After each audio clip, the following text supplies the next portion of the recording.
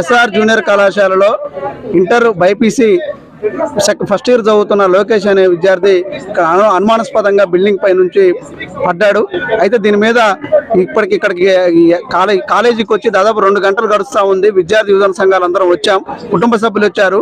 కానీ కళాశాల యాజమాన్యం నుంచి అసలు ఘటన ఎందుకు జరిగింది ఏంటనేది కనీసం ఎవరిని ఇవ్వడం లేదు. ఈ కళాశాలలో ఇది కార్పొరేట్ కళాశాల, వీళ్ళు ఓన్లీ ఫీజులు తప్ప ఇక్కడ విద్యార్థుల సంక్షేమం కానీ విద్యార్థుల పట్ల బాధ్యతాయుతంగా ఉండడం కానీ విద్యార్థులకు ఏమన్నా అయితే వెంటనే తల్లిదండ్రులు తెలియజేయడం కానీ ఎలాంటి జరగడం లేదు.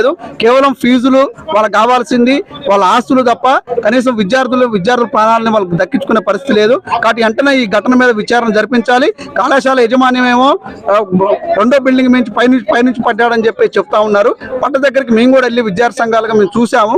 ఎక్కడ కూడా పైనుంచి పడ్డప్పుడు కనీసం బ్లడ్ ఉండాలి, అక్కడ ఆనవాళ్ళు ఉండాలి, ఎలాంటిది లేదు. కాబట్టి దీని మీద అనేక అనుమానాలు అపోహలు ఉన్నాయి. వెంటనే వీటన్నిటి మీద సమగ్రంగా విచారణ జరిపించాలి.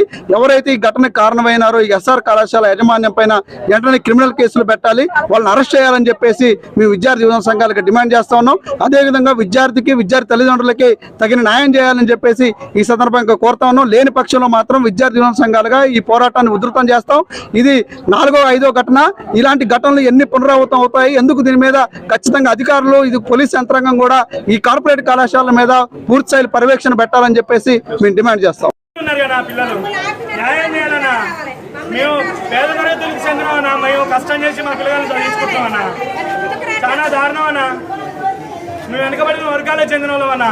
మా మీద కాదు కన్నా, ఈయన వెనక ఉన్న తోకం చూసే చెప్పొచ్చు కదా. మాలాంటి వాళ్ళు లేదన్నా, మాలాంటి పిల్లలే చచ్చిపోతారన్నా. ఎందుకు చచ్చిపోతారన్నా? మేము ఫీజు కట్టలేకనా? ఎందుకన్నా అంతా దారుణం అన్నా? మాకు న్యాయం చేయాలన్నా. ఆ పిల్లగాడు సాగు బతుకుల మధ్యలో కొట్లాడుతున్నాడన్నా. బతుకు అగోమ్యచరంగా ఉందన్నా. న్యాయం చేయాలన్నా. మాకేమొద్దన్నా. మాకు మావాడు వచ్చే చాలన్నా. మాకు పైసలు వద్దు, గీసలు వద్దు, మావాడు మాకు కావాలన్నా. మాకు న్యాయం చేయాలి. అదే అన్నా.